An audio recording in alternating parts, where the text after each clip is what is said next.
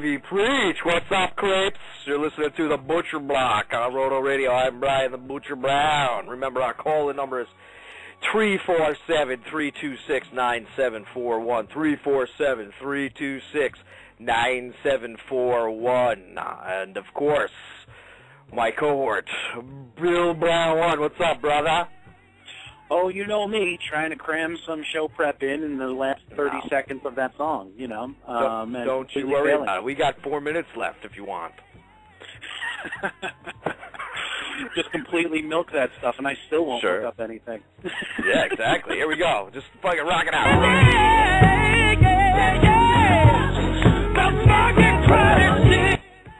I guess you can just feel the city. You obviously can't see it. And, of course, also joining us is Scott from Modesto. Steve, what's up, buddy?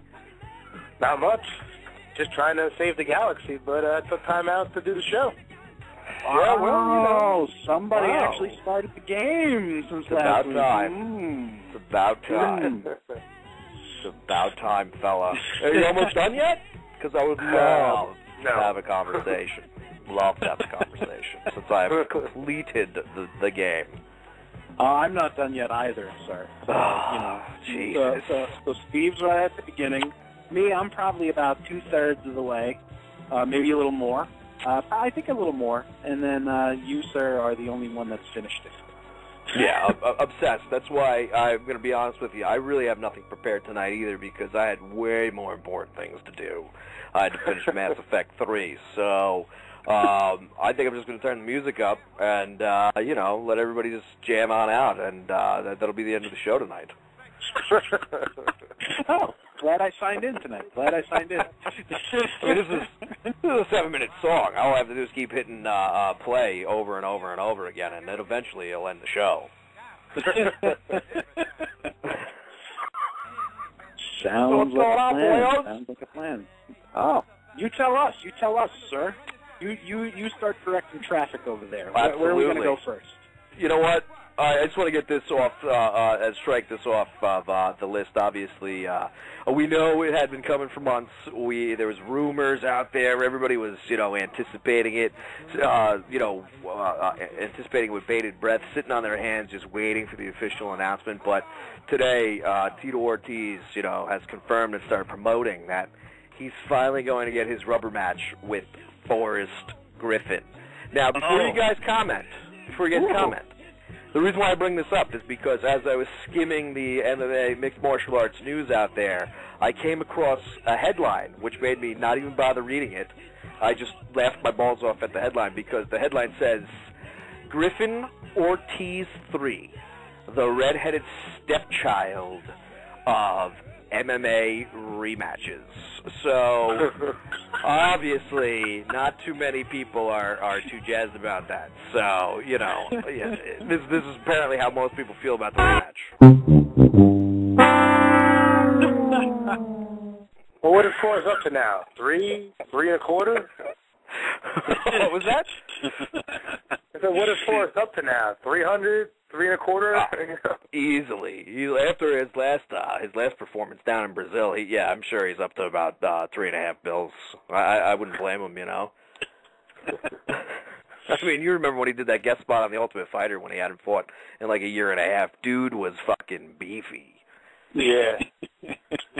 Yeah, he was definitely a heavyweight at that point. So. Oh yeah. You know, and it's any wonder how he was able to get back down to the svelte 5-pound mark to beat up Rich Franklin. I think that was the fight he had after that. So, not that he beat him up. Of course, he went to the cards, but you know, I just couldn't resist reading that headline. I just thought it was just all too appropriate because I don't think anybody out there really gives a fuck about this rematch. You know, both fights were really close. I believe Forrest actually won the first fight and the second fight, so I don't feel there should be a rubber match. But hey, whatever, you know. Congrats to Ortiz. He gets to lose one more time, and I believe this is the last fight on Ortiz's contract, and I'm not a big fan of his. So I know I get what I want. I don't have to see Tito Ortiz fight anymore. But what do you think about this, Steve? I know you love Mr. Tito Ortiz. I am a Tito fan. I always have been. However, I've also been a Forrest fan. Listen, you're the only one with that button, so I can't do that whenever I don't agree with something that you say. So. Well, yeah, that's why it works out perfectly for me.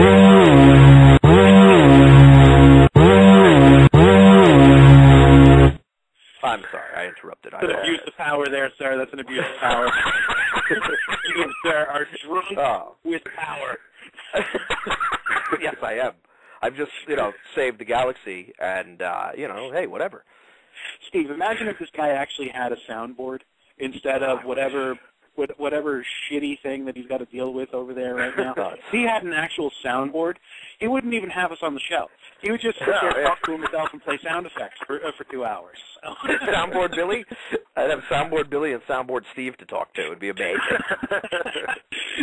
All you would have to do for me is have my voice say some random babble interspersed with okay and about 55 times, and you could just play that over and over and over again in response to anything you say, and it would sound exactly like I do every Wednesday night. It'd be amazing. Unfortunately, I don't actually have a soundboard, but I have cluttered this horrendous device that everybody has to use for the same music. It's a good thing it lists everything in alphabetical order and puts it all in this muddled mess that I have to look through because of the other shows that have to work in here. I would have no idea where to find anything. I've put so much crap in this thing. It's unbelievable. Yeah, so much so that they didn't even know what time it was last week when they were talking about what time they were going on. So yeah, well, no, I assume they're going to be calling in around 10 o'clock, and we'll be doing the baseball hour with them. But no, they did their show already for the night, so I guess I don't know what the hell that was about. I have no idea. Maybe they're in the I don't know. Maybe they're not in the United States. Oh. Maybe they're out in the middle of the Atlantic Ocean, like pirate radio. And it's already 10 o'clock there, Oh, all right. Oh, okay. That makes a lot more sense now because I really couldn't understand it when it said, tune in next week at 10 o'clock. And it's like literally 9:45 when the guy wrote it. And I'm like, it's going to be 15 minutes to 10, and we just got on the air. This is ridiculous. So anyway, Steve, before you got whammied, what were you going to say about Mr. Ortiz? Because we do know you like him. Yeah, I would say that I am a fan of Ortiz, and I also like Griffin. However, I really couldn't care less about this fight. Yeah. Nobody's looked impressive in their last couple fights, and it's just, it's just one more fight because they're two big names still, and they could throw it out there and get people to watch it. But I've moved on from both fighters, I think. No, I can't blame you, Steve. And just what you had to say right there kind of sums up this great headline. And I wish I could credit the author, but I'm too lazy to actually click on the article and find out who wrote it. But it just his headline there is just spot on. That it's the redhead stepchild of MMA trilogies. But being a redhead myself, I don't appreciate the racism. But what can you do? It fits. But Billy, do you give a shit about this rematch? Well, here's the thing.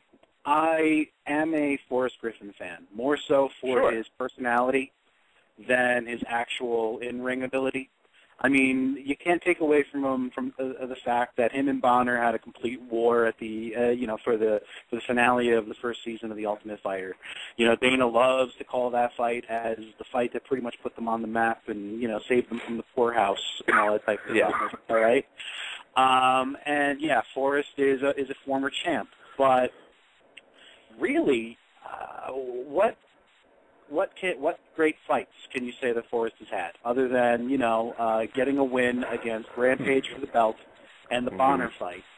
Okay, and what is he? He's like 2-3 in his last 5, right? Something like that. Yeah. All right. So yeah, he hasn't looked great. And again, I find myself rooting for Forrest more based on the fact that he's more like comes off as an aw shucks kind of guy, as somebody that you could sort of hang out with. Ortiz, I'm not a fan, but he knows how to sell a fight. He's entertaining just because you want to see that Easter Island head get knocked off his shoulders. Okay, I love that. Because he's real good. He's real good at making himself a hated guy, even though he calls himself the people's champ and all that type of stuff. And yeah, there's a lot of people who still root for Tito. Me, I love to hate the dude, and I love to see him get beat up. Okay? So, am I anticipating this fight? Is this something that I would pay pay-per-view dollars just to see? Oh, hell no. No. But as far as am I going to be happy to finally see Tito go off into that good night after this? Yes. Oh, yeah, absolutely. You know, Sure. I'm hoping Forrest actually brings, you know, whatever's left of his A game and maybe even puts a hurting on the dude. But I think overall it's going to turn out like the last one. They're going to, you know, basically fight to a decision, and it's going to go Forrest's way because Forrest is going to do a little bit more, but it's not going to be overly entertaining. Probably the most entertaining thing about it is how Tito's going to try to sell it leading up to the fight. You know, of course. Other than that, healthy. I think it's going to.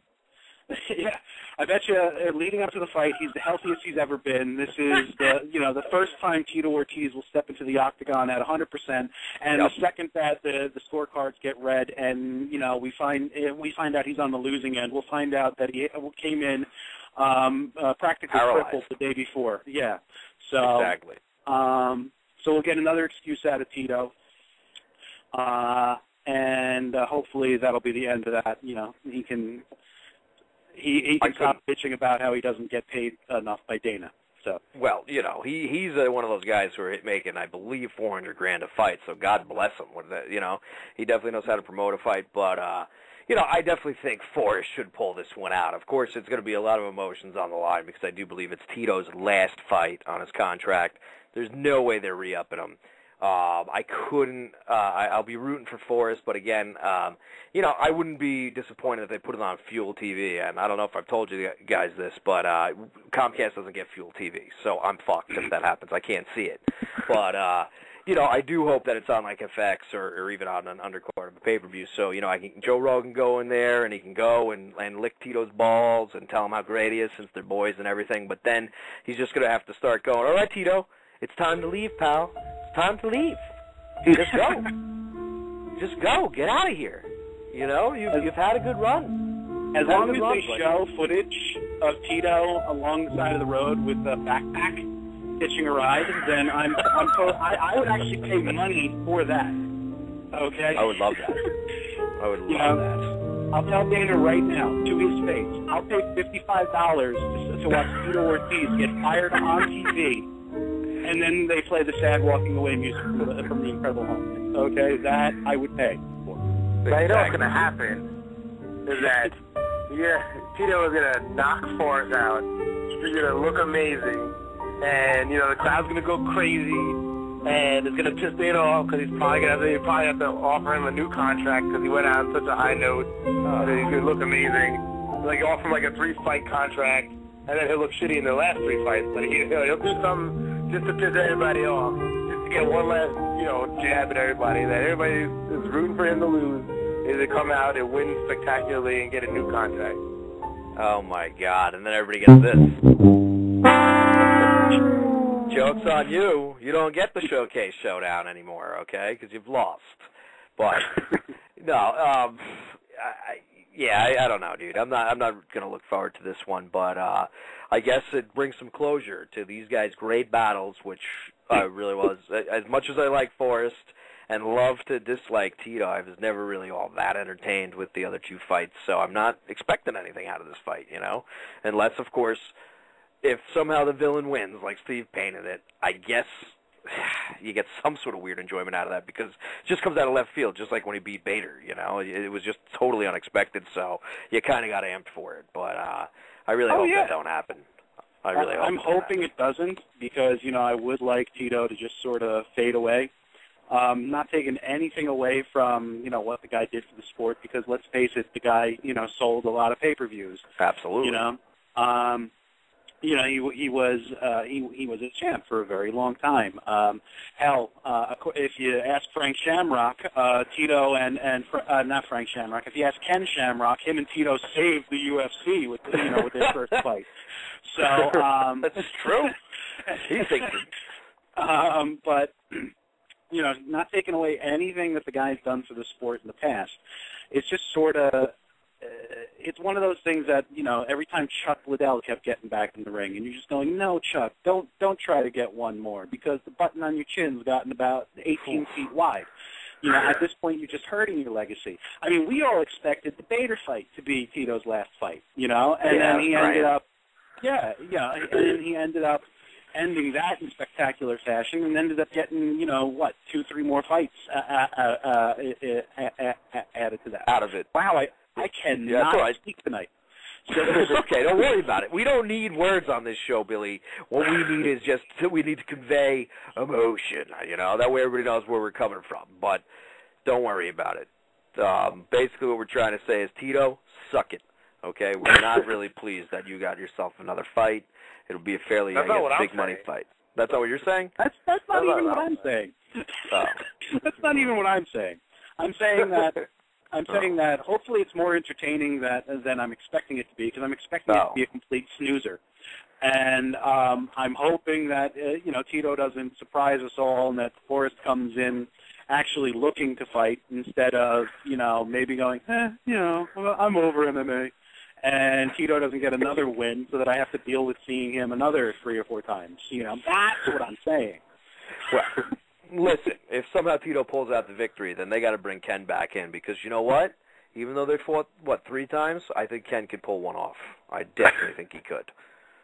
I'd pay to see that. I'd pay to see Ken get in the ring and knock him down one more time, even though he's 75 years old. Hey, listen, he's got a date with... take his head off. Ken's got a date with James Takeout Tony. I know he's going to come through that fight unscathed or possibly knocked out, and then he'll be free to fight wherever he wants to fight, So well, you went with the 2 extremes there. He's going to come out unscathed or knocked out. Right, or just knock the fuck out, because, just completely covering your bases there. Well, I don't want to be wrong. So I figure I'll throw both out there and then see where it all lands. But, I'm glad Tito's pumping this fight up, because, you know what, maybe he'll somehow make me interested in it, but I doubt it. But another thing I wanted to bring up to you boys, remember last week we were talking about the UFC and how they, won their first big case, with the anti-pirating with all the fees and shit like that and stuff, Yeah. Well, of course, during the week, where the fuck is this guy? Basically, their lawyer and stuff had said, the people stealing this shit ain't our fans, yada, yada, yada. And, we're definitely going to be looking into it and going after them. Well, good news today hit. Because they've been trying to fucking shut down Justin TV. Apparently, they've lost the first part of their case against Justin TV, so I don't know if Zuffa is really going to be able to go after these anybody with this kind of crap. I mean, obviously it's their intellectual property, and of course they want to protect it. They want as much money as possible, and I'm not 100% saying they're in the wrong for that, but the extremes that they were talking about going to is where I was really not happy with it. But Justin TV was found not guilty of streaming in the first part of the case filed by Zuffa. Of course, I think the second part is copyright infringement that they got to get through, but pretty much the judge just threw it right out. So I think that's a great victory. Because if you're going to start policing shit like that and then trying to crack down on individual users, it's just going to be a major catastrophe all around. So I take that as good news. What do you think about that, guys?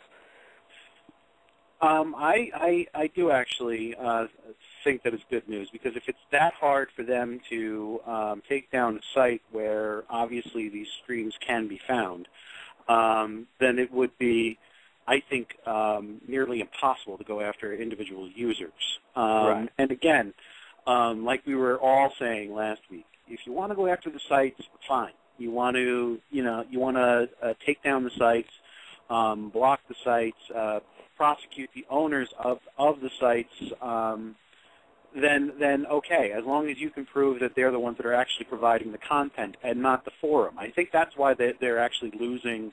They lost this initial ruling on this case, is because while Justin TV is there, it's not like the Justin TV staff is providing the stream. They're just providing the forum. Right. It's just like when people put stuff up on YouTube and then NBC has it taken down, or some other production company has something taken down because they don't take down YouTube. they just take down the video because that violates their copyrights. So I think that's why they can't taking a few of mine down, the fuckers. I think that's why they can't actually get Justin TV shut down, because it's more like an open forum of, here, stream whatever the hell you want to, and some people just decide to stream UFC. As far as going after the individual users, there's just so much wrong with that, because I was actually reading an article about it today, and the guy, I think it was Ben Folks, nice. who writes over at some other MMA blogging site, which I guess shall remain nameless.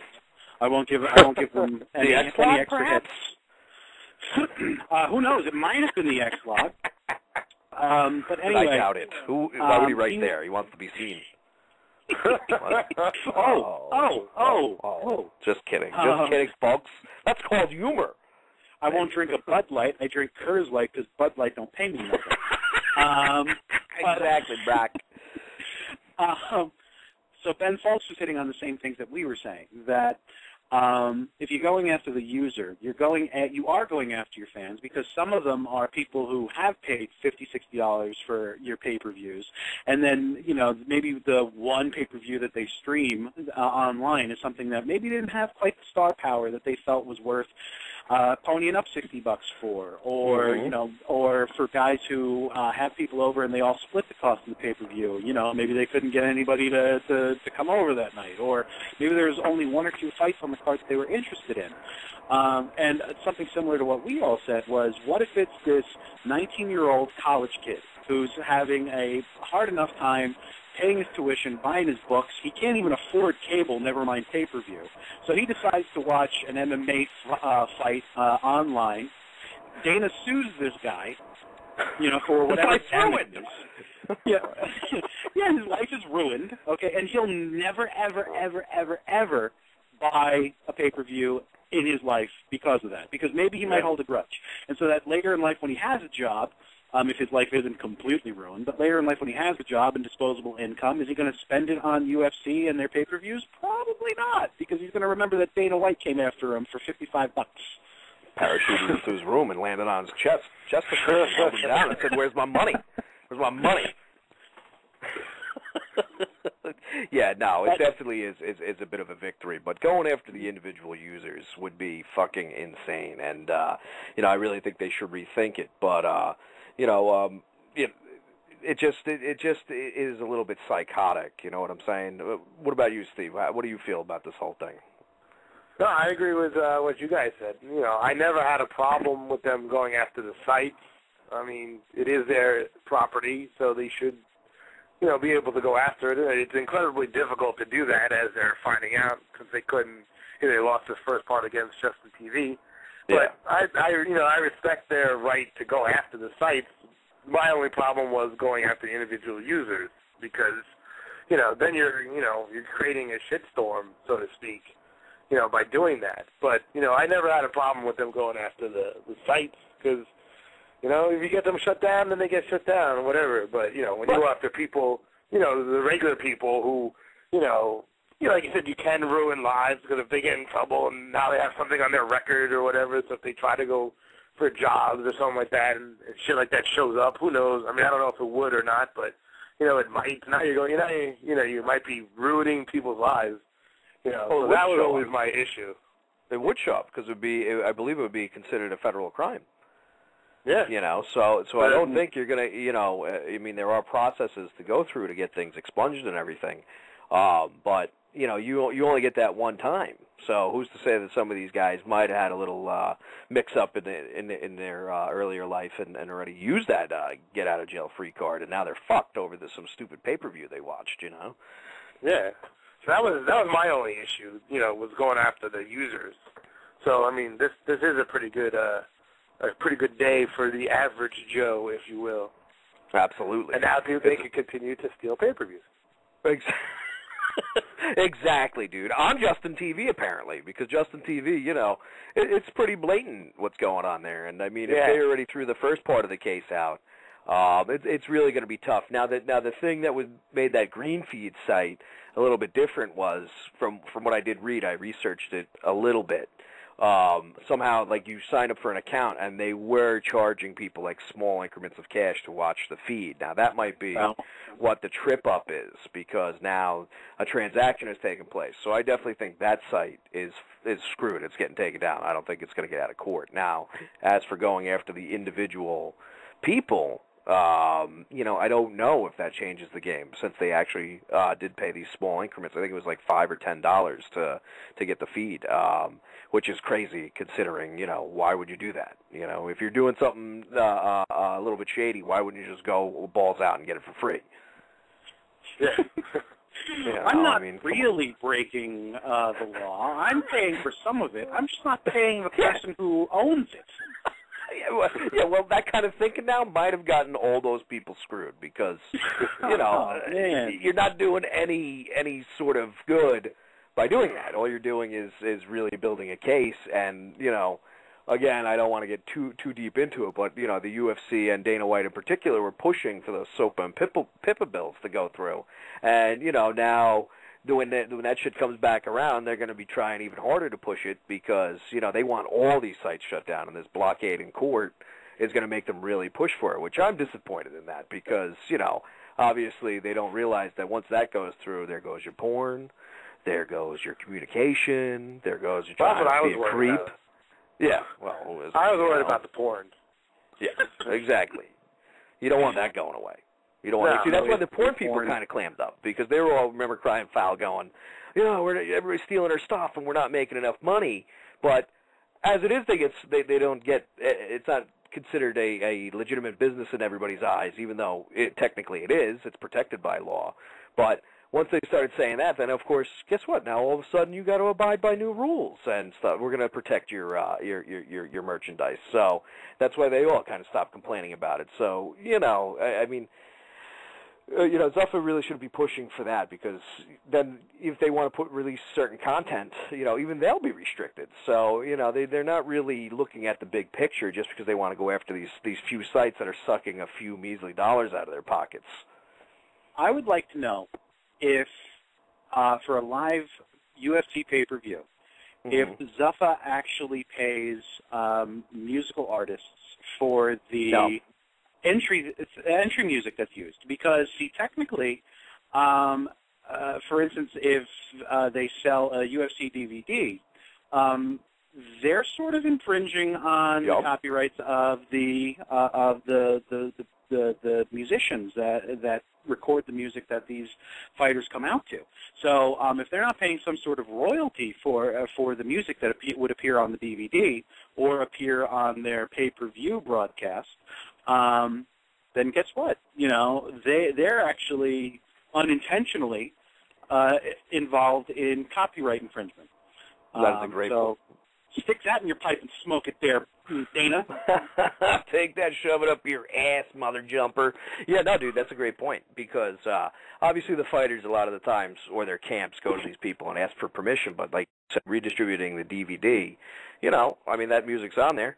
That artist should get some sort of residual off that, and I don't think they do that, So, that's a great point. Even though it's incidental, they're still doing it, and of course, most of these people looking for these feeds have done it on purpose, but maybe somebody was just tooling around and stumbled upon it. It was like, this is the fucking coolest shit ever, and now the dude's an MMA fan, and he'll be buying the pay-per-views from here on out, so I don't know. I think whoever that judge was, I wish I would have wrote his name down. I think he's a hero, and if I had some sort of hero music, I'd play it, but I don't, so I apologize. Would have been a layup to have Whitney singing Hero. Yeah, I know. But you know what? I threw all that Dead Bitches music out of my cache because I figured it wasn't needed anymore. Ouch. Yeah, that was probably not nice. But well, what can you do? I was okay with it. Oops, sorry. Anyway, I guess we'll stop beating that dead horse, but, I'm just glad to see that not that Just TV's that little, but the little guy kind of won. Excuse me. Now, I don't know. Maybe we'll switch gears and talk about something that, I've been wanting to talk about. I brought it up a couple weeks ago. But this song, which I can't get to play because I can't find an MP3 anywhere. So if anybody has this recorded anywhere, I need it because this song rules.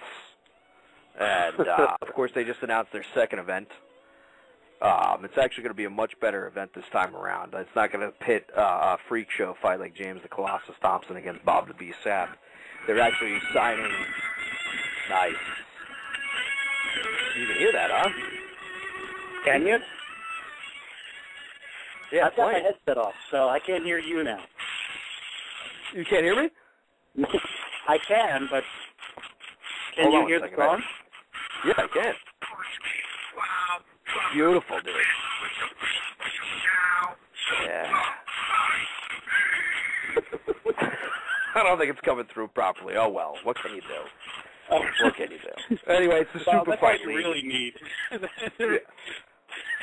Hit the link in the chat room. You can enjoy the anthem of Super Fight League, which is a brand new mixed martial arts league in India, and I watched the first event. Besides the fact that the freak show, a main event between Bob the Beast Sapp and James Colossus Thompson, I actually didn't mind it. I mean, it wasn't the strongest card, but it wasn't the worst card. There were some entertaining fights on it. I thought they did overall a great job, except for playing Super Fight League with every fighter walking out, and every time there was a victory, and at the beginning of the show and at the end of the show, I had to hear Super Fight League. But I'm not trying to bash the song too much because I do love it. But I thought it was a pretty decent promotion. Now, did either of you guys check this out? You know what? It's something that I've got sort of a link saved to watch because obviously I loaded up the YouTube video of the Colossus Sapp fight just so that I could see Bob Sapp hit the ground and pretend to have a knee injury so that he could just collect his check and go home. But I love that motherfucker. No, it's one of the. I keep hearing that. Keep reading rather that it was at least a decent show for what it was, and make fun of the Super Fight League theme all you want. They don't have to pay anybody any royalties to play that between fights. You know, they own that. They can say they own that. Right? They do own that, but it gets a little fucking tedious and boring after hearing it for the 40th time of the night, because you can't even get away from it when there's no fighters. Like, when they're cleaning up the ring, Super Fight League, and then they had, like, dancing girls, and there was some music, and as soon as they finished, Super Fight League started blaring. It was amazing. But I thought it was a fairly strong showing for a first card, and they just announced that they're going to be doing a second one, and they just signed 4 UFC veterans to it. They got Manawa Man on the card. They actually look like they're going to try to get away from that freak show atmosphere and do something legit this time. So I'm actually pretty stoked. I'm hoping it's still a free Sunday morning thing that I can boot up on YouTube like last time. But it is. It is. Yeah, it's going to be streamed on YouTube. Obviously the only drawback is that it's 10 a.m. on my day off, so the likelihood of me actually seeing it when it's live is very slim. But no, it's going to be. I think they've got their own YouTube channel that they're going to be streaming these on. That's awesome. I'm guessing over in India maybe it's not free, but hell with them. If they work their magic like the UFC works their magic, the home country doesn't get it for free.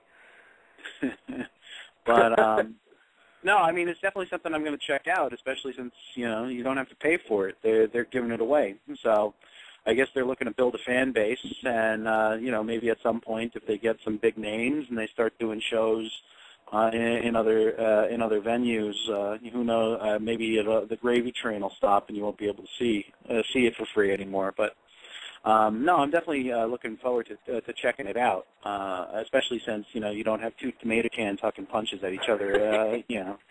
Well, not as bad as tomato cans, probably. I mean, you got Todd Duffy facing Neil Grove, and That's going to be the main event. But at least, Todd Duffy showed that he had some skills when he was in the UFC, he got knocked out by Alistair Overeem as soon as he left the UFC, but hey, what can you do? Alistair Overeem, regardless of how glass his chin is, you still got to hit that chin before you can beat him. So, even Glass Joe can defend for a little while, you know what I'm saying? But it is a pretty interesting card, and I definitely think most people should check it out. And then, Steve, you got to check it out because the first card was pretty strong. It was actually pretty strong, and the second card, the announcements for a couple of the fights are pretty good. Well, yeah. I mean, I won't be able to watch it live because I'm sure I'll be working, but I'll try to catch it, a replay of it or something, so that because I mean, I held off on the first one just because I didn't know how it was going to go. I just waited to hear from you how it went. Bob Sapp. Other than well, of course he lost. That's what he does. That's the only possible ending for that. Yeah, that's what Bob Sapp gets paid for, to lose, but lose good, And lose good he did, because he actually... I'm sure people are talking about that loss, so it gets their names out there. So just like, we don't care how you lose, just lose, convincingly so that people will talk about it. Now people know about Super Fight League because they know that he just laid down. Yeah, but the name is out there, which is important. Well, he had a devastating leg injury, so devastating that he was able to get up and walk out under his own power. But before he left the cage, he walked over to James Thompson and raised his hand like, "Wow, man, you really got me. I don't know what happened in there." And it was a beautiful display of sportsmanship, or perhaps not, since the guy laid down with a fake injury. So I don't know. It has to be your own personal call there, I heard that as he was walking out of the ring, I mean, nobody saw it, but I heard that he tapped his forehead several times on the way out. Yeah, because he was getting paid more than James Thompson and did less work. Yeah. He did it very discreetly, I heard, but as he walked out, he kind of looked around and just tapped the forehead a couple times and then continued to walk out. Well, he had to fucking stay fresh because he had 2 more fights signed for the following month, because he's got to make sure he looks fresh in those fights to lose too, He's got to do something different, though. He can't fake another leg injury. Although he doesn't have 2 legs, so I guess he can fake the other leg. Yes, exactly. And, obviously, listen, it must have been just a vicious cramp because I can't see how somebody could be that devastated and still be able to keep his next fighting date. So, and then the best part was... A month later, too. Yeah, exactly. The best part was the week leading up to that first event, Bob Sapp was just talking about how he's so serious about training, he's ready to get his career back on track, and then, well, he just pretends like he hurt himself. And James Thompson is like, what the fuck is going on here? I love how he describes what he does as a career, trying to give it some legitimacy. Trying to get my career back on track. And people are just like, what career? Dude, you're an idiot. This guy's talking a career like he's serious about this. It's really not his fault, Steve. Listen, when he came out of the gates, because, of course, in Japan they love freak show shit, they were just putting him against people to be knocked out. So he went 4-0, and then he had to fight Big Nog in his 5th fight, and Big Nog was the first guy who hit him, and all of a sudden he was like, holy shit, this is real. I don't like this game anymore. This is so fucking real, and that hurts, and I don't know what to do. What did you just put in the chat room, Billy? Is this when, I can't remember who hit him, but it looked like he was going to cry. It might have been Crow Cop when Crow Cop hit him. No, this is actually a promo for the Super Fight League that is done by Bob Sapp. I'm pulling it up. I can't wait, because Bob Sapp is an entertaining individual. And you know what? He deserves to be paid whatever he asks for. Let's see here. What does Bob Sapp got to say? Nice. Oh, he's getting all Shakespearean on your ass. Well, it's loaded. Here we go. Oh, an 1857. Oh, come on, dude. And they thought they were going to get a serious fight from this guy?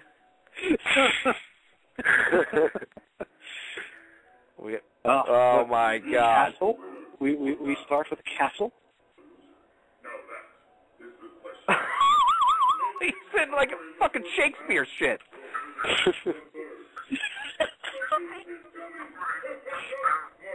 I love this guy. This guy laughed all the way to the... I love that. I love his terrible acting when he gets hurt. League. Boom. Fight League. Now, his level of acting right there was nothing compared to the level of acting for his knee injury that ended the fight. It was pretty good. It was pretty fucking good. Yeah. The link above that is actually the direct link to the Super Fight League's YouTube channel, and oh, nice. You know, now it actually has all 8 fights from the first card broken down by fight, so you don't even have to suffer through the entire broadcast. Oh. You can actually just watch each of the 8 fights separated. But what do you mean suffer, Billy? The New York badass himself is doing commentary. Phil Baroni. Oh, that's right. Phil Baroni is at the announcer's table. You know what I find to be the best, though, about if you go to the Super Fight League's YouTube channel, right. Instead of having maybe fighters flanking the 2 sides of the screen, I think it's the owners. I think it's the 2 Indian dudes that actually own the company. That, I think... Sanjay Gupta. Sanjay Gupta, I believe the owner's name is, and somebody. Oh shit, Patel, I believe the other guy's name. I don't know. That's a safe bet. That's a stretch right there, Bry. So thank you. It's a safe bet that his name is Patel. Or maybe Banish. I don't know. You know, one of those. But yeah, so now you can watch all of the fights separately instead of having to watch the entire broadcast and then listen to the New York badass sound like a complete fool for 3 hours. Come on, dude. He was great. Okay. I can't remember what he said.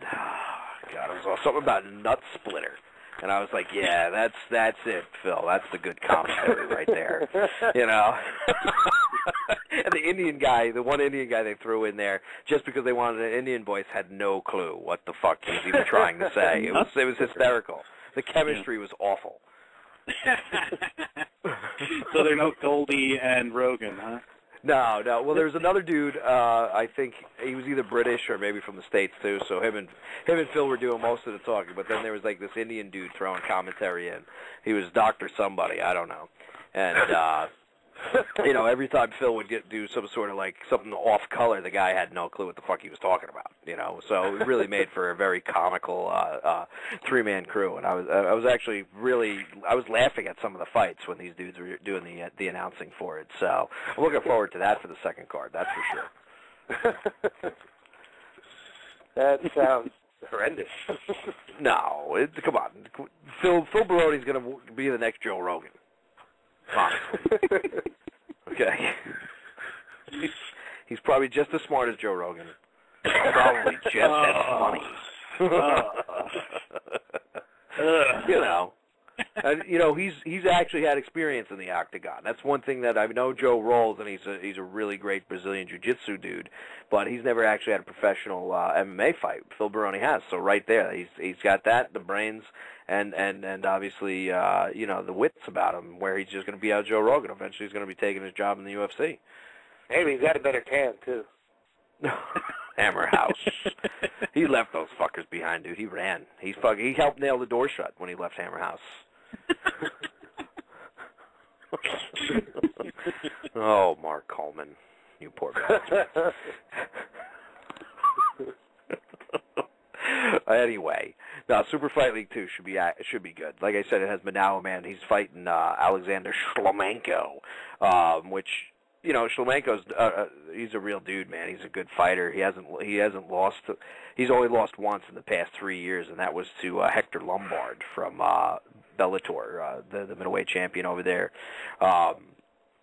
So they're actually trying to get away from that stuff and put on a good show this time. So for the second event, they still got a long way to go, but I definitely want to see it succeed just because it gives you another place to look. And competition always breeds a better overall product. I mean the UFC being able to poach all the great fighters out there, even though it can make great matchups at the same time, a lot of these guys, are probably going to go in there and just try to keep their jobs in the UFC by fighting safe, it could be a counterproductive thing as well. So if they can gain some traction and really give another home for legit fighters to go get paid, then I think it'd be good for everybody. Absolutely. To have another viable place for fighters to go. When you're the only guy, when you're the only show on the block, you coast. It's just sort of human nature. You don't try to grow. You don't try to improve the product. You just think because you have no real competition, your spot is safe. If you have somebody nipping at your heels, you're always going to look to one-up them. You're always going to look to outpace them. So competition is always a good thing because it keeps you trying. So absolutely, having another successful MMA organization is only it only benefits the fans because it keeps the UFC. It would keep the UFC on their toes. It also would probably put them into buy mode too. So you never know if you get too good, somebody all of a sudden Zuffa's pocketbook opens up and tries to purchase you. So, but I'm just sort of hoping that like a Bellator or something like that, has enough of a foothold to sort of stay relevant and maybe keep the UFC looking over their shoulder just a little bit.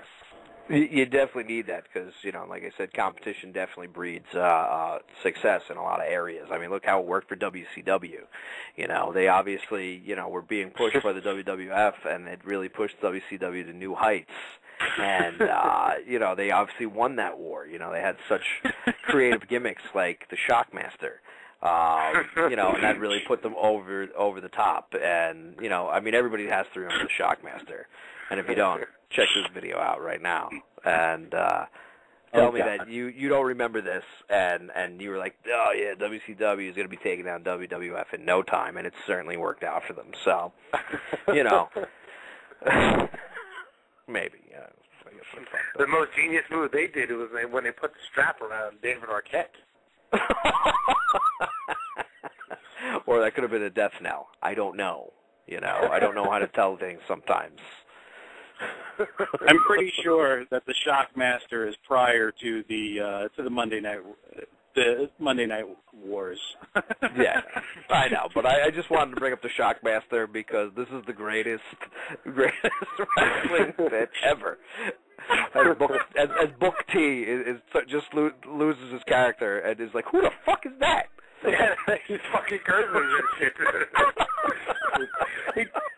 Well, I guess he didn't break character because Booker T's character was that kind of guy who would curse. But that's true. Good point. I guess. But you didn't do it. But he was so flabbergasted that he just let it go. He didn't get it fall through. Hold on, I'm sorry, but did the Shockmaster just fall through the wall? Yeah. And then his helmet came off? Yep. This is the most amazing gimmick ever. How great is this? Our partner's going to be the Shockmaster. Oh, I picked the wrong video because some asshole put music over it. Yeah. But look at the Shockmaster. He hits the ground and his helmet comes flying off. Is he wearing a bedazzled stormtrooper helmet? Yes, it is. Yes, it was. Yes, it was, sir. Guess who's fucking wearing that helmet, Billy? Tugboat. Who is it? What? That's Tugboat. Yeah. It's Tugboat underneath that mask. Oh, my God. Oh, my God. Look at Sid going ape shit. See, I picked the wrong... Oh, wait, okay. Now he tries to regroup. He tries to regroup here.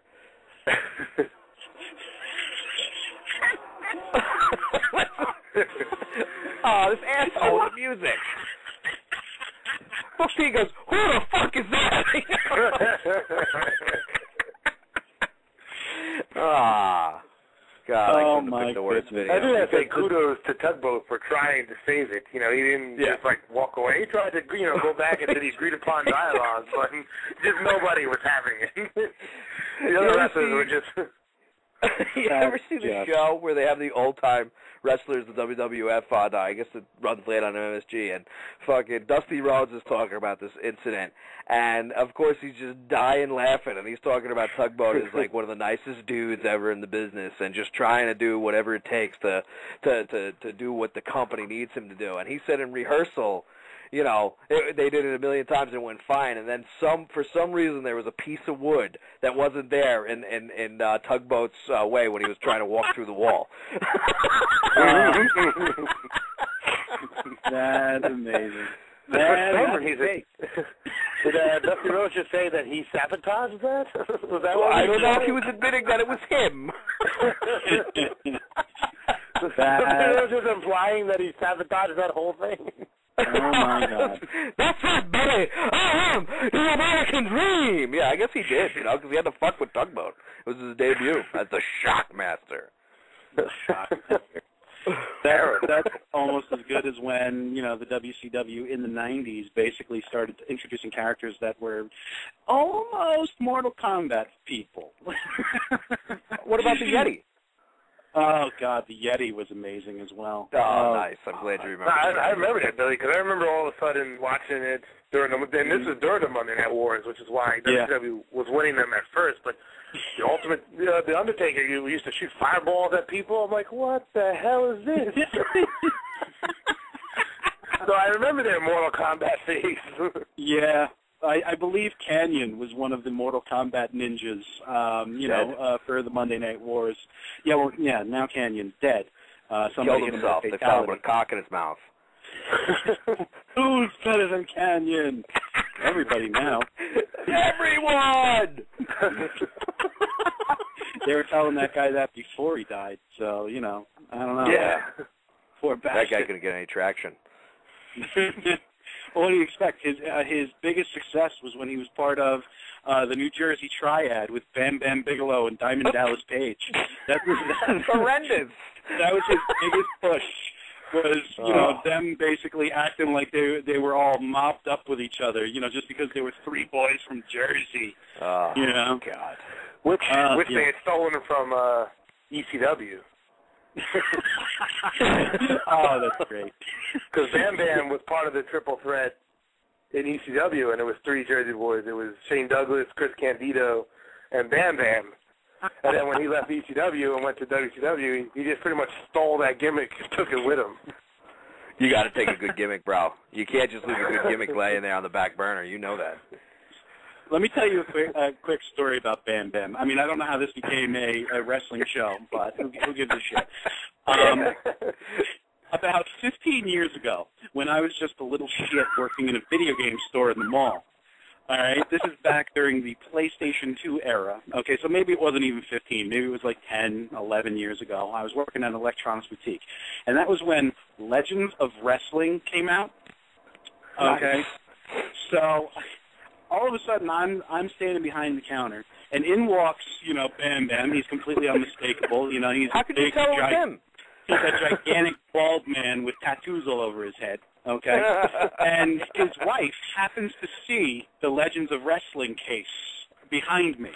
Okay, and starts asking him, "Babe, do you think you're in that? Do you think you're in that?" And Bam Bam is going, "I don't know. I have no idea."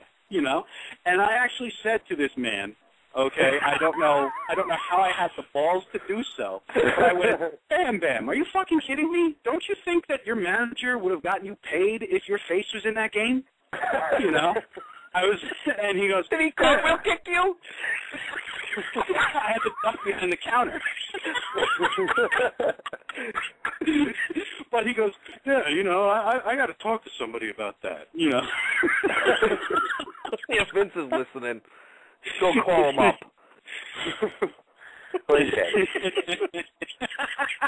Now we know why he fell so far into the drugs after that. You see, it was that disappointment that made that man do what he did. Yep, I pushed him over the edge. He wasn't in the game, and he wasn't getting paid. I think he was in the next one, though. He was. I think he was. I wonder if he got paid for it, I'm pretty sure he was in Legends of Wrestling, too. So you know what? I think I should have gotten a goddamn kickback from Bam Bam Bigelow because, he went and talked to somebody and got put in Legends of Wrestling, too. All right? I'll get you in touch with him. I know where his tombstone is.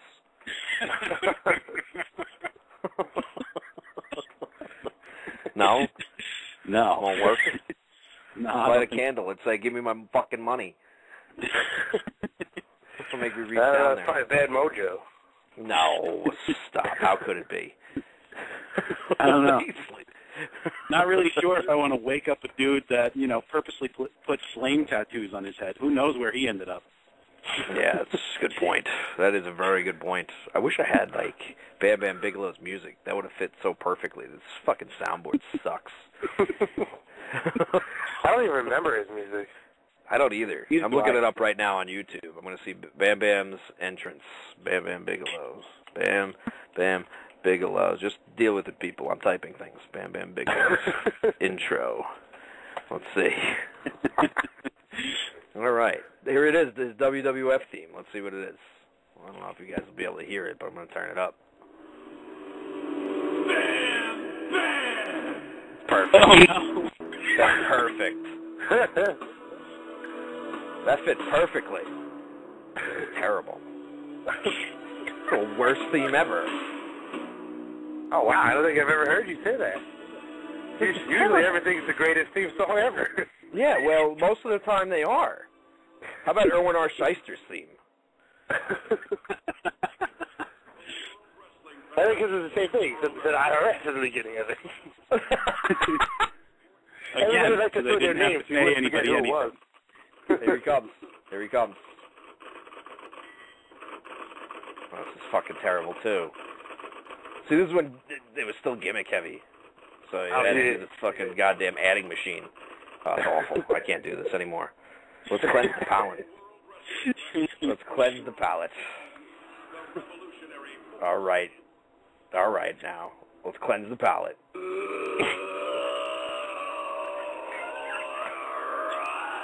Is that some LOD action? Is that LOD? He's dead. I'm gonna have to download all these themes into the music bed. Piss everybody off. Good. That's it. The hell I with think it. everybody Not doing who MMA. played all three of those theme songs, I think they're all dead. I know how to pick them. I don't know about IRS, because he did show up a couple years ago, but Bam Bam's dead, and Hawk from Legion of Doom is dead. Yes, he is. I don't know why I found that so hysterical, but yes, he is. His son's a pretty good linebacker, though. Yeah. Is he really? Oh, Yeah. Laurinaitis from the Rams is his son. That's right. I forgot about that. I forgot that was his kid. Oh, check that That's why out. his nickname is Legion of Defense. How come he doesn't get to wear those spikes on his shoulder pads? That is a good question. I know. I know. I guess I should break it, and then we'll come back and, maybe talk MMA, maybe not. I might have the Ultimate Warriors theme song queued up. Who the fuck knows? I mean... Hey, don't do that. I'll fucking run down the stairs and start shaking things. Well, listen, don't go too crazy, but... Yeah, I don't know where we're gonna go. I'm really enjoying this wrestling conversation. So I guess we'll be back here.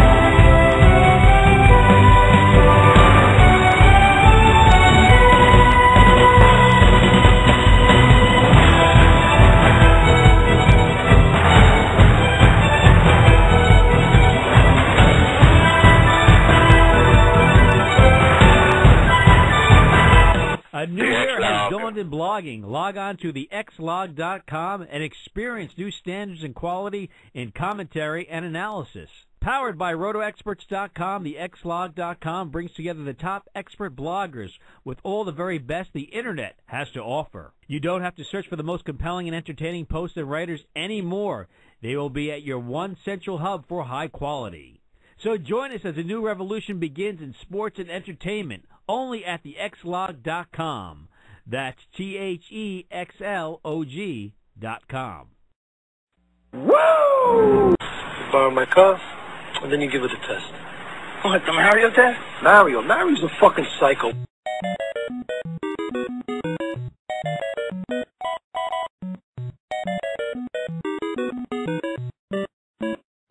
It's 1986, I'm in the first grade. I'm working really hard to get Mario laid. I gotta save the princess so he can get the pussy. Believe me, Mario will get that ass, so fuck Luigi. Mario really wants to get her in bed, so bad that he's busting up bricks with his head. He just wants sex, so forget the wedding bells. Jumping on little mushroom men and turtle shells, dropping down green pipes and secret passageways, making his move to the end where the final castle lays. Eat a magic mushroom, grow a little higher. Eat a white flower and spit balls of fire. All these creatures that attack won't cut Mario slack. Oh shit, hold on, I'll be right back.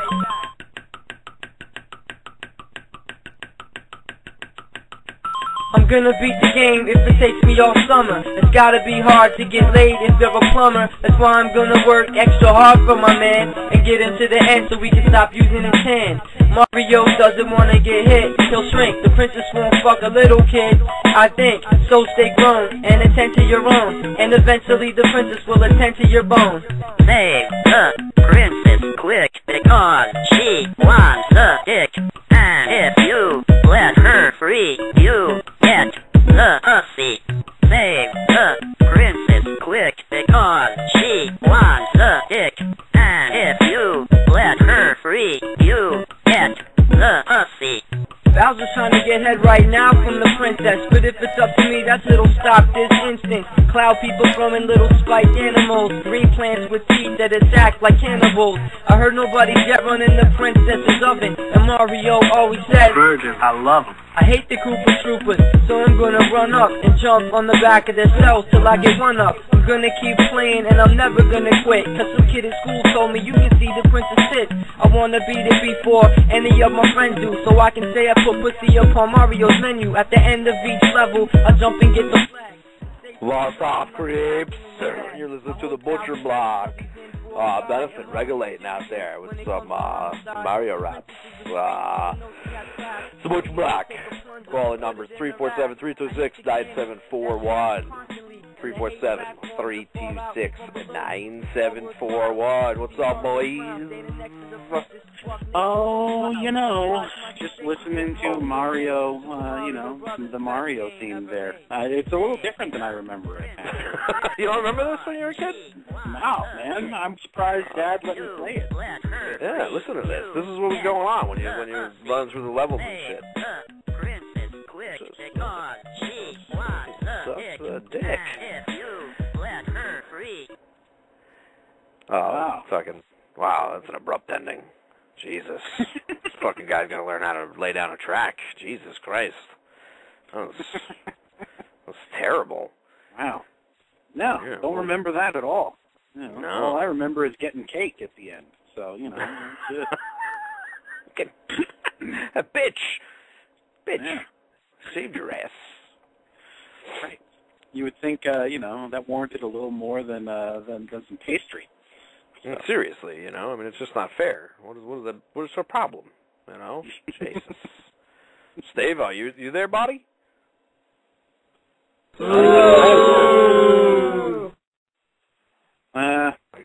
He decided to take a shit break.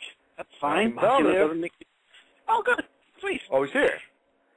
Good, because one of us is in deep trouble. that's what would have happened if you didn't make it back for roll call, sir.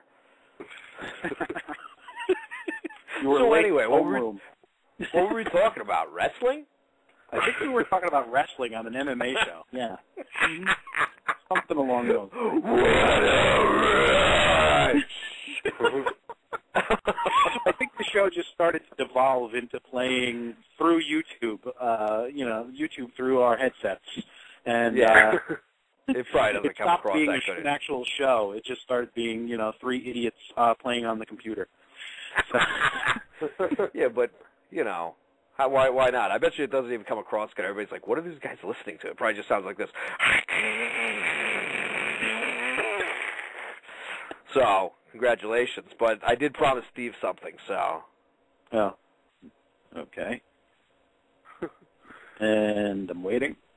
I guess I turned my volume down.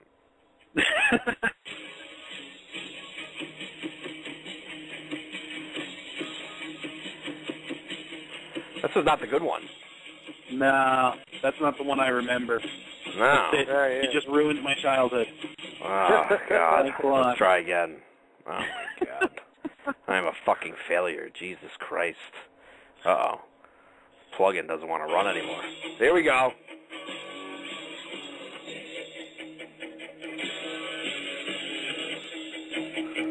This is it. I'm pretty sure the guy who wrote that riff wrote the Super Fight League song. Oh, I'm glad he's getting work again. All right, so what else are we going to talk about?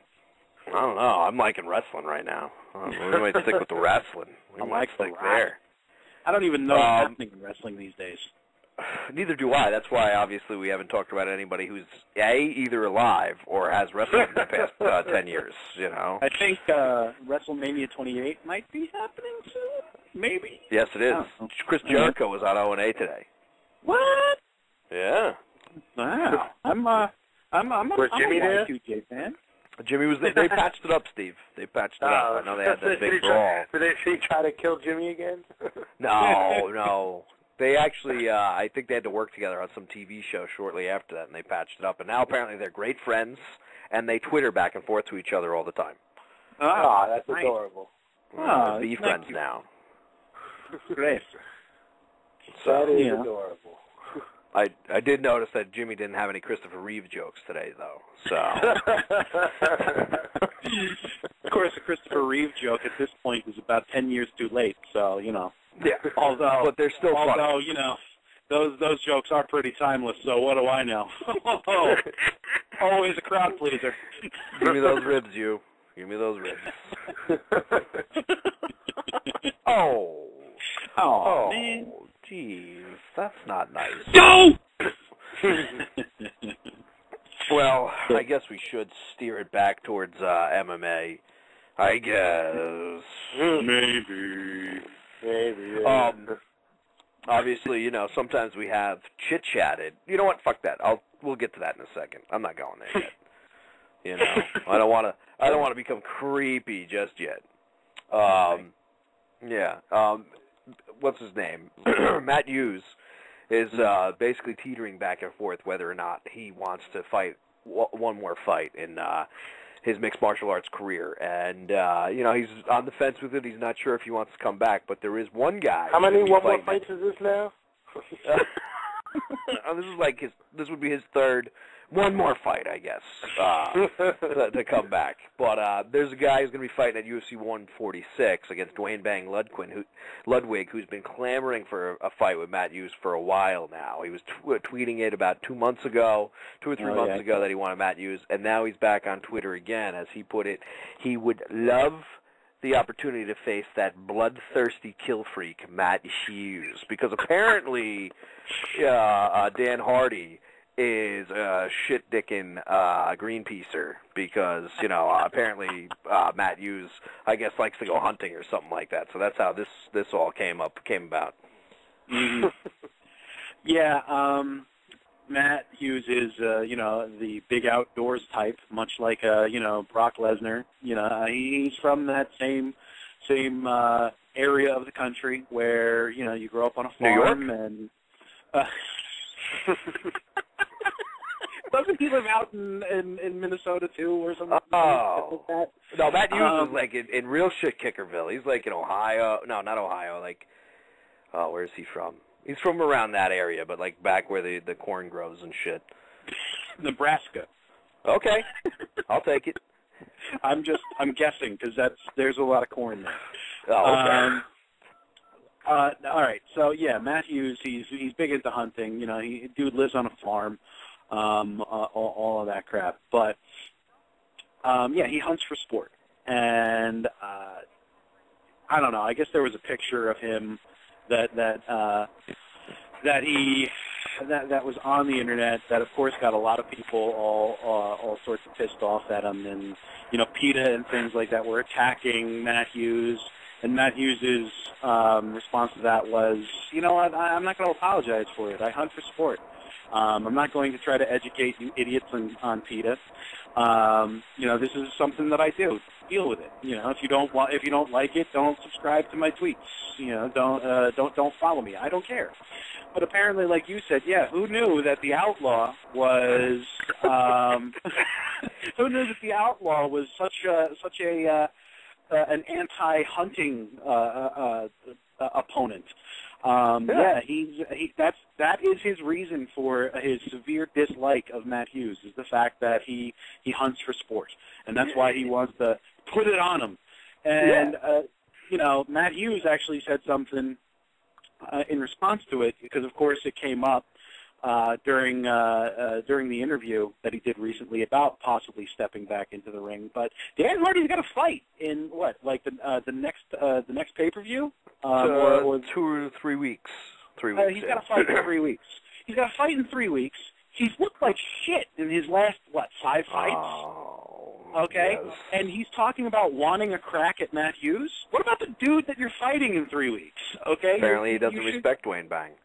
Well, then you know what? Dwayne Bang is going to knock his fucking ass out, and he's going to be, you know, on the next plane back to wherever the hell he comes from. Nottingham. You know, I mean, what's that? Nottingham? Okay, I was going to say Birmingham, or he's definitely not from Liverpool, but you know, no. Not Liverpudlian. He is Nottinghamshire, or whatever the fuck it is. All right, well, good for him. Is that why he's the outlaw? That is why he is an outlaw, Steve. Exactly. Now, this guy, you know, as he's damning Matt Hughes, I believe when he's doing his cage entrance as he's coming down, doesn't he like make the sign of a cross, like with his hand in a gun style, and then pull the trigger right at the end? So, I mean, I don't know. I think that's pretty aggressive, saying I'm basically going to shoot you, or, you know. So I don't see how. Obviously, he's not really shooting him and skinning Matt Hughes' face off if they meet up. But, you know, it's a little extreme in itself. But, you know, I find it entertaining.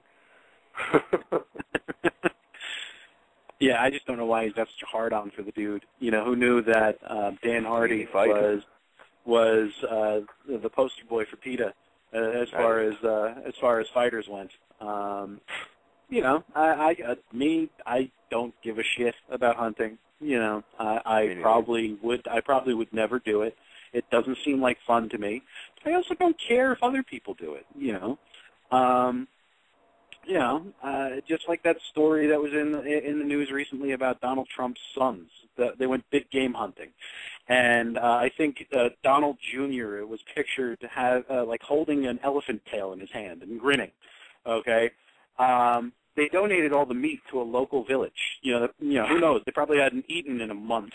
Okay, but everything that they killed, you know, ended up actually getting used as food. Okay, and the two Trump boys ended up taking a lot of shit just because they went big game hunting.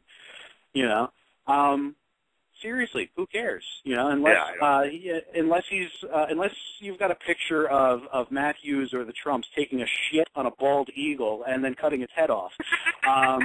You know, I don't really care, and I only care because there's only like 3 bald eagles left in the goddamn in the country. You know, so then I kind of go, maybe you shouldn't have done that. You know, but otherwise, go ahead, shoot anything you want to. Shoot a chipmunk if it makes you happy. I don't care.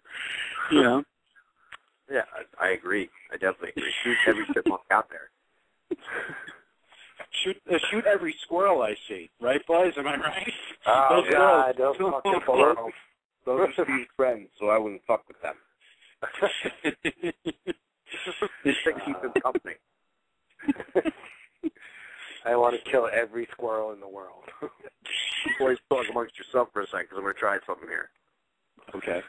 All right. I don't really think think we should talk about squirrels. That's even more off topic than the wrestling was. So what? I think everybody would be like, oh yeah, squirrels. Yeah, I don't like that. Yeah, don't most people hate squirrels, so it's okay. No, they are fairly adorable creatures if they weren't such fucking obnoxious pricks.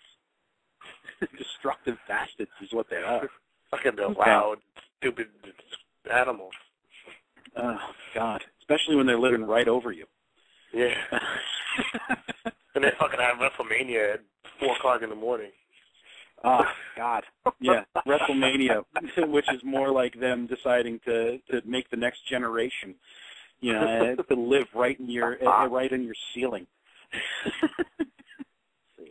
So that was just for us, for like the 3 people that might actually be listening. The rest, you have no idea what we're talking about, and don't really give a shit either. So sorry. So it's just good to vent sometimes.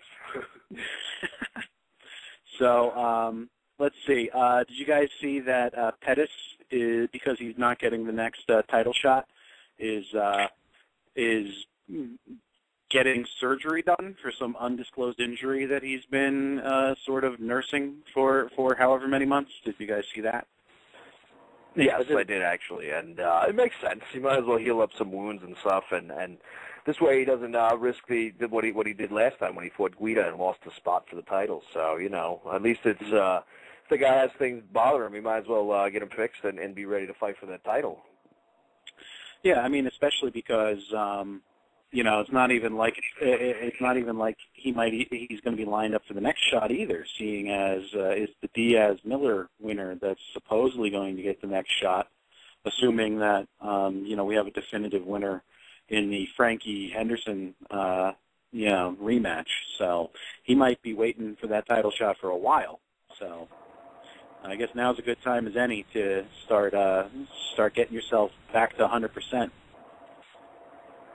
Yeah, I definitely think so, because he's an exciting fighter. So I think it's kind of smart, especially if he's dealing with lingering injuries. But I definitely think he, I don't know if I'd say he deserves the next title shot, just because he did lose his spot. He did beat Joe Lozano impressively, but I definitely would like to see him fight for the title in the future. So you think he'd match up well, right, Steve? Yeah, I think so. But like you just said, there's other fights I think I'd rather see come first before his title shot. Like, I definitely think the winner of Miller-Diaz should get the title shot first. And, and it just works out perfectly, I think, for him, because it gives him time to heal up and stuff, so that, because he's young, so he's got time before he gets his title shot. So I think, he should, be healthy for it. That way there's no excuses, because otherwise they'll come out like Tito and just be like, oh, well, I had this and that. And, Rampage does that now too. So, the small guys usually don't do that. They usually don't complain as much. So, and there's sometimes the more exciting fight. So, then he is Showtime, so you can't be Showtime if you're hurt. So get everything taken care of and, be ready for it when his time does come after the next couple fights. So I think it's a smart move. I like how you had to take a shot at Rampage Jackson there while you were talking about Mr. Anthony Showtime Pettis, which is fine. I mean, Rampage definitely deserves a lot of flack. Even Sonnen talked about how Rampage Jackson is a crybaby, but in his interview, this was like a week ago, he did put the brakes on and go, but let me set the record straight about TRT, because, of course, he pissed hot with high levels of testosterone. So he didn't want to come out and bash Rampage for, using TRT replacement therapy. So, but he did say that he's a bit of a crybaby. He just makes excuses after he loses and doesn't seem like he's really put much into it as of late. So, Chael Sonnen agrees with you, Steve. Rampage Jackson is a crybaby. I hope you're happy. I am, actually, yeah. I think that's also is Sonnen agrees with me. Hey, listen, that's somebody good to have agreeing with you, I mean, Chael is definitely one of the best talkers out there, even if it is stuff that he's boosting from other people. But that seemed legit, because he was directly attacking Rampage. But speaking of Sonnen, even though the fight tenders still haven't been signed, the event has finally been decided upon where the Son and Anderson Silva rematch is going to take place. It's going to be in Rio de Janeiro, Brazil. So, Chael Sonnen, win or lose, he's not getting out alive. So I'm a little scared for his safety. No, he's got backup down there. He does. One of the rival soccer teams that the rival of the whatever soccer team Anderson Silva co-owns or is a big fan of. They started sending Chael Sonnen jerseys and stuff like that, so he's got some backup down there. I didn't know they started doing that. Really? Yeah, he knows the deal. He's got his boys ready to back him up when he wins the title, and he's got to get out quickly. He's got support down there. He's a master strategist. He's 3 steps ahead of everyone, sir. Well, he's definitely a simple I hadn't. Yeah, exactly. Check me out. I'm a genius. Yeah, I had no idea that he had backup. I didn't know there was a soccer team sending him jerseys, and loving every minute of Chael talking shit about Anderson Silva. That's good news. I feel a bit better about his chances of making it out, but it's going to have to be like an excursion team running in there when whatever happens after that fight. I think his chances. I mean, yeah, I was going to make the same joke that you did, Bri. But I mean, like what I've been reading all day though, is that Anderson is actually mad at the Brazilian media because of how much attention they've been giving Chael Sonnen. Okay, and not negatively. Basically every time Chael opens his mouth, the Brazilian media is eating it up and reporting on it. Anderson's actually bashing the Brazilian media for not being as patriotic as the American media, or even the American MMA fan, because he feels that the media should just be completely behind him, and that the Brazilian, people should just be completely behind him instead of this disrespectful American who he doesn't feel even deserves to fight him again. So wow. I don't know. Maybe Chael's got more people in his corner than we would even imagine. Not just some random soccer team, but some reporters and maybe even some people who might not be completely in Anderson's corner down there. So I hope that's right. A good way to get. I don't know if you guys know this. What's that, Steve? That's a good way to get the press on your side. You just bash them. That'll turn them around. Yeah, exactly. That'll definitely turn them around. But no, I hope you guys are right. I hope you guys are right. This gentleman has a good point. Maybe we should just stop. We are stupid. We should do what he says. We're not patriotic. Well, I was originally worried for his safety, though. Well, he's definitely working that villain gimmick great. I hope you guys are right, because I don't know if you know this, but there is a lot of things that go on down there that I wouldn't call exactly normal. So, they do, people go missing. I don't know if you guys knew that. But at the same time, sometimes the people do enjoy a good villain. So maybe that's what's going on here, because Chris Jericho's thing today, the whole time on O&A, was like he was saying, even when he's walking to the stadium, there'll be people outside asking for his autograph, and he'll tell them to fucking piss off and shit. They're like scum to him. Not that he'll do that at a convention, but the way he looks at it, that's one. If he signs that kid's autograph, that's one less person that's going to be booing him in the stands that night. So, I guess it's just that mentality. Chael works that villain role, and people start to respect him.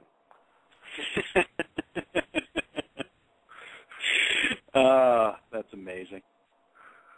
So yeah, I'm pulling for Chael. Chael in his mouth. Hopefully he gets to finish what he started. I have a sinking feeling that Anderson's going to come out and clown him, but I'm kind of hoping. I'm kind of hoping that it wasn't a fluke, and that he wasn't all it wasn't because he was all jacked up on testosterone. His levels were that of a bull. Well, bless you. And I don't know if you know, but this is science. A bull is a lot bigger than a spider. So no way. Yeah. No fucking way. Yeah, man. Mm-hmm. So wow. Well, you know, but you know what, though? From what I've learned from Spider-Man, apparently spiders are a lot stronger than bulls anyway, so who gives a shit? Proportionately. Proportionately.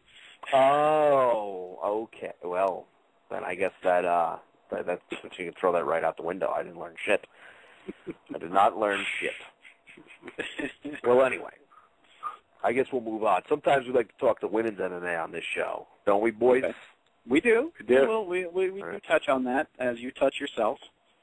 I will be. Let me get my pants off real quick. Let me get my pants off. Good news out of the Tate camp.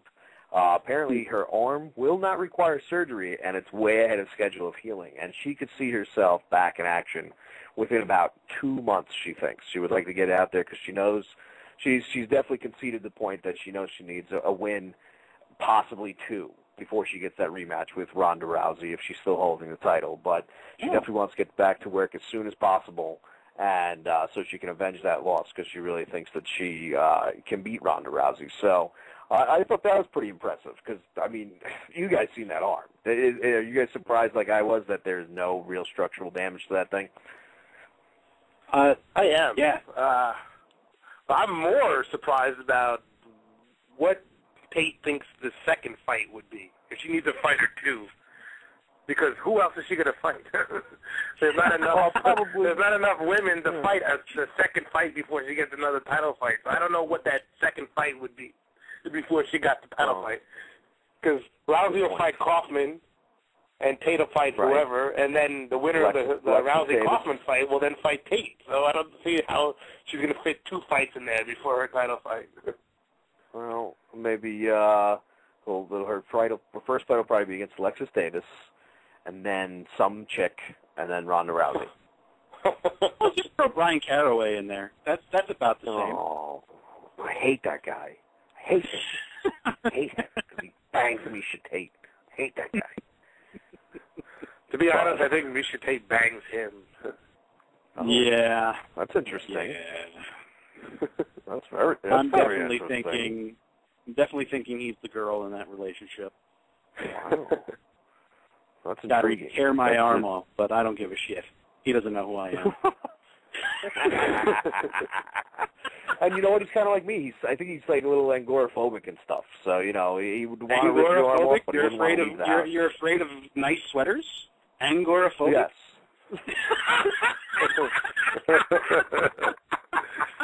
Yes, I don't like those fucking things. Get them away from me! It's my neck. It's my neck. Oh, my Lord. Wow. Fear of Angora. Damn. Yes, I don't like Angora, all right? I didn't know that was a thing. Yeah, it is. It is. Yeah. Fucking bullshit. I'm documented. All right, enough about that. Well, Steve, you pointed out a good point there. Like, you obviously feel the women's division is weak. That's something that somebody was pointing out. Is there enough talent in the women's division and in women's MMA entirely to help Ronda Rousey build a legacy? And the answer to that is probably no. If there are, they're all getting, snapped up by Invicta at this point anyway. I don't know who's left. Because Invicta is probably trying to cannibalize and snap up all of the female fighters that are worth it. Seeing as they're basing their entire promotion on women, they have to have as many quality fighters as possible. So, how many good female fighters are even out would be left that aren't that aren't already under contract either to Zuffa or Invicta or Bellator even. I mean there's female fighters over there, but how is Ronda Rousey going to? And this is the point that I bring up every single time is good fights or not. I don't want to see the same people fight each other over and over and over again. Okay, yeah. It's one of the it gets old hat. Yeah, it does. I mean, you could have absolute wars every single time out, but if you fight the same dude, 3, 4, 5 times, I don't care, or I care less. I won't say I don't care, but I'm definitely not as interested as a new matchup. Something where there's unknown. That's why I'm really kind of hoping that that we get a clear winner, like I said, with the lightweights, and that, that sort of stops being a complete logjam with the same three dudes fighting Frankie, over and over and over and over again. That's the same thing with women fighting in general. I mean, when you have 3-4 women that just dominate everybody else, how is that even remotely interesting? Well, it's a great point. That's why, again, I'm going to say that Invicta promotion definitely, maybe some, real women's talent can be cultivated because they'll all have a place to go and it'll drive other women MMA fighters to see, the best fighters there and strive to get better. So it does pose a lot of positives, but of course, is the talent pool deep enough to make that thing work? I'm not so sure. What do you think, Steve? I don't know if it is deep enough. I'm not, I don't follow women's MMA as much, so I don't know. But it's the best shot that women's MMA has. I mean, Rousey's going to fight, here and, probably once her contract's up, her and Tate, because then Dana can finally shut down the women's division and send them over there. And then, shut we'll down see what Strike Force happens. altogether. Well, I don't know. He keeps renewing contracts. So I don't know when that thing is going to get shut down. But like I said, I think even Dana's happy that Invicta started up because now he can guilt-free let them go, and he doesn't have to feel bad that they're not going to be able to compete or anything like that. Like we joked about a couple weeks ago, and then if it gets really popular, Zuffa will just buy it. Now that all the legwork is done, they don't have to worry about, signing new fighters and all that. That it's all taken care of, and they can just put the product out there and collect off of it. But, yeah, I mean, like I said, Rousey's, probably got this fight against Kaufman, and then maybe the rematch with Tate. But then after that, I don't know where she's going to, where her legacy is going to go in Strikeforce. I think if she wants to build on her legacy, she's going to have to leave and go over to Invicta. That way she can get, actual fights that may actually mean something. Yeah, no, she definitely has to go over there to it's obvious that Zuffa still doesn't think that there's enough of a talent pool. They're saying all the right things about Ronda Rousey and stuff, but, all that basically you can read through the lines is like, yeah, but we still don't think it's a viable market. So, she's going to have to, when her contract is up, head on over there, or maybe they'll just gracefully release them at some point. So, they don't have to sit here and play out their contracts and wonder what the hell's going on. But, more importantly than all this chit-chat and can she build a legacy in women's MMA and everything, I don't know if you guys ever heard of ESPN The Body Issue. It's scheduled to come out, and the women's bantamweight champion Ronda Rousey will be appearing in The Body Issue. And now I think this is where she can truly... What was that? Sans Clothing, yes, dude. That's what's called The Body Issue. I know. Now, this is where I think she can really lay the groundwork for a great legacy.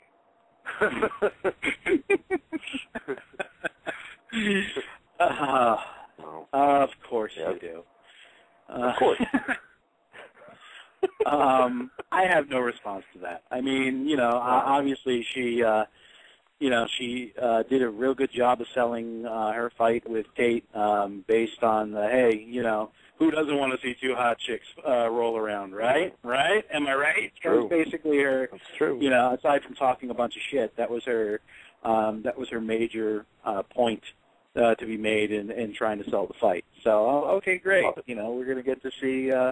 We're going to see Miss Rousey, minus some clothing, But I guess if that's the legacy you're looking to do, then hey, good on you. And that magazine will be ruined within 10 seconds of making it inside your house.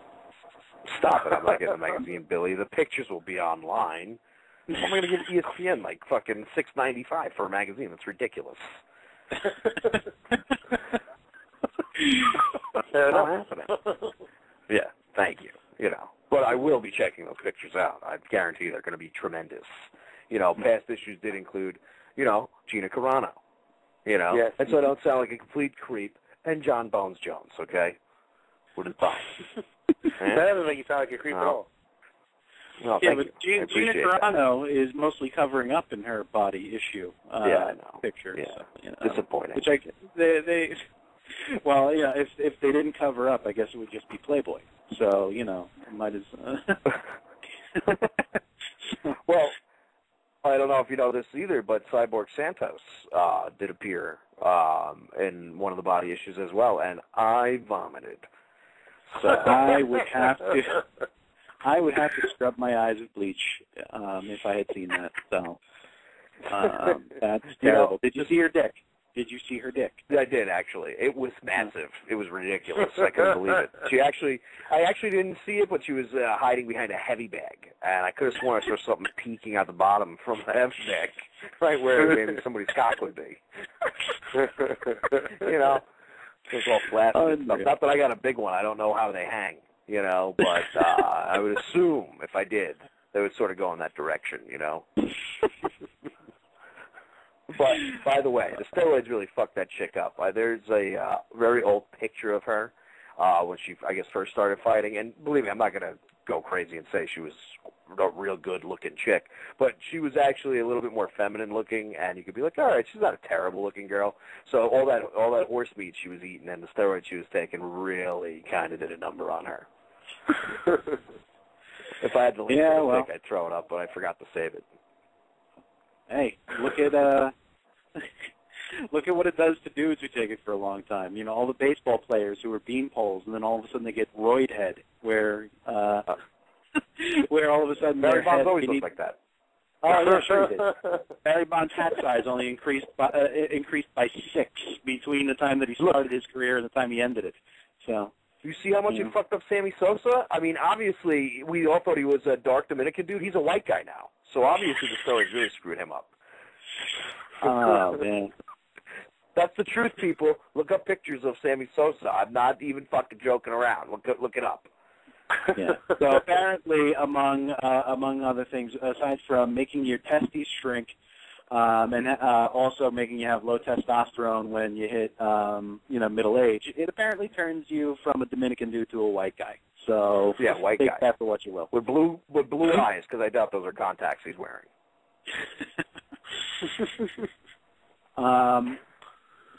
Still speaking about the women fighters, apparently the Invicta card is going to be streamed live for free somewhere. I don't know where yet, but I'm reading that we'll be able to not have to pay for that as well. So beautiful. You know, so maybe they're going to go the Super Fight League route and put that on YouTube until they build a fan base. So whose vibrator is going off there?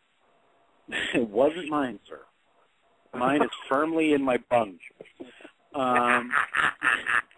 But you know who's going to be doing commentary for Invicta? Oh, please tell me it's Phil Baroni. I don't know who.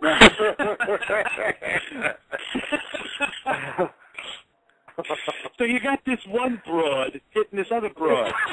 With a nut splitter. They don't have nuts, though.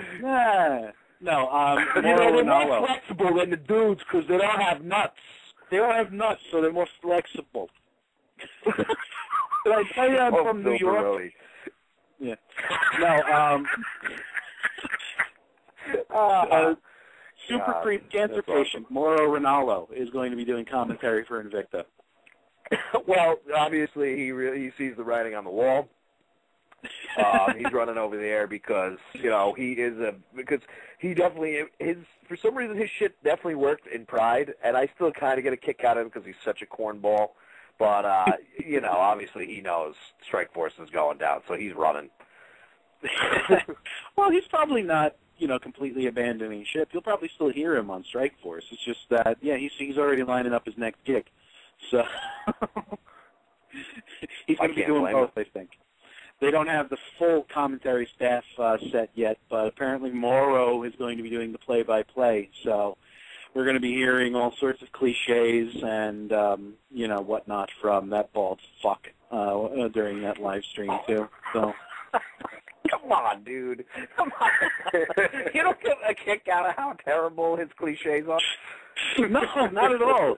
I told you that it induces such heavy douche chills every time he says something like that. Like, it seriously almost puts me into a fucking coma. Okay? Like, I seriously almost die. That's how hard I douche chill every time that dude opens his mouth. Okay? Oh, it's chilly in here. No. Oh. I'm so cold. Like a goose walked over my grave. Terrible. Just terrible. Him and his fucking announcer voice, shaved his head, his horn-rimmed glasses.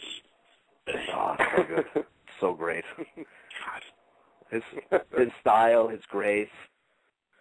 Ugh. His fucking thing of nightmares. I don't know, dude. I like Morrow. Steve, what do you think of Morrow? Come on, you got to back me up on this. It's crazy to say, but I think I gotta agree with you, Brian. I just think it's funny. He's nice. We get a winning. He's playing that announcer role. You know, he's got the fake voice, and it's funny because he's probably laughing hysterically in his head because he knows. You know, some people are like, "Oh, he sounds so professional," but in his head, he's just like, "I'm just playing his fucking role." Like, you know. Oh, we're sitting here ringside, and this man hasn't been in the ring for 12 months. He must be suffering from some serious cage corrosion. Awesome, dude. Is that me? Over there because that was fucking awesome. Yeah. Got him tied up under my fucking chair. Oh, Jesus. That's a little creepy, dude. Don't do that. Don't do that. All right. God. Why is he tied up under your chair, Billy? Do you have something to tell us? Do you got something to tell us? Huh? Really? I like boners. Dude, seriously? Well, anyway. If I did, he would not be my type. Oh, jeez. Why? I'm sure he's got a delicious one.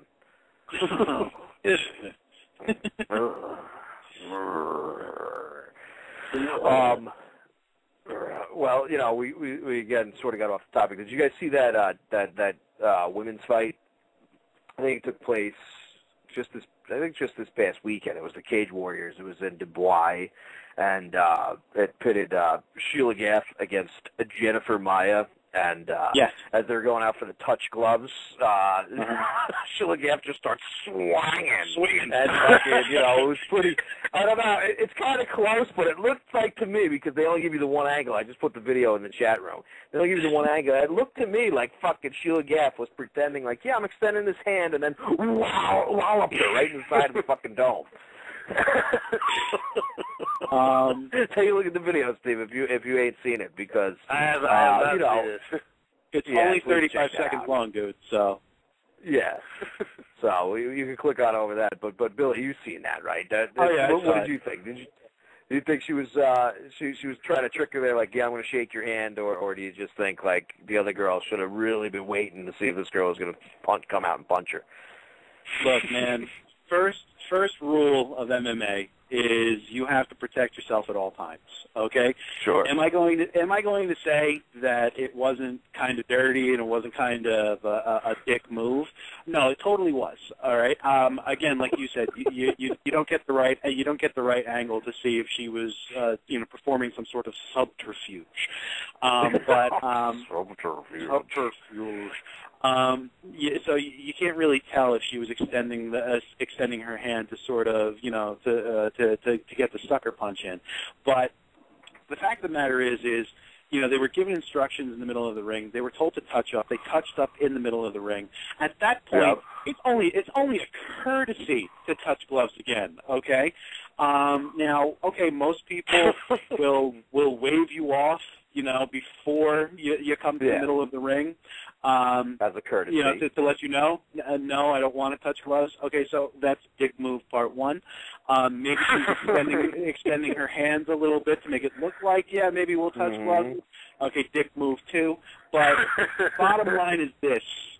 Once that bell sounds and the ref says fight, you got to be ready for somebody to swing at your fucking face. Okay, that's just bottom line. Dude. Okay? So was it unsportsmanlike? Yeah. But Do I consider it? Was it unsportsmanlike? Yeah, but do I consider it like? It's not like it's against the rules. No, exactly. You know what I got to say? You know what I got to say to Jennifer Maya? Stupid!